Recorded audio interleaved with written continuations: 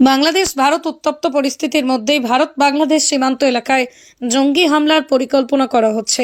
এই ষড়যন্ত্রে শামিল হারকাতুল জিহাদের মতো সংগঠন, এমনটাই মনে করছেন গোয়েন্দারা।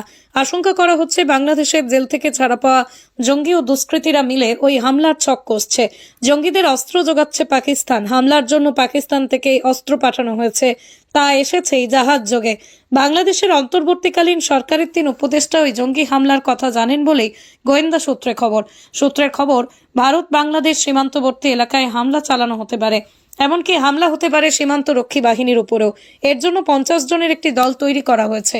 কৌশলগতভাবে ভারত ও বাংলাদেশের মাধ্যমে যে উত্তপ্ত পরিস্থিতি চলছে তা যাতে না কমে তারই চেষ্টা করবে পাক গুপ্তচর সংস্থা ISI।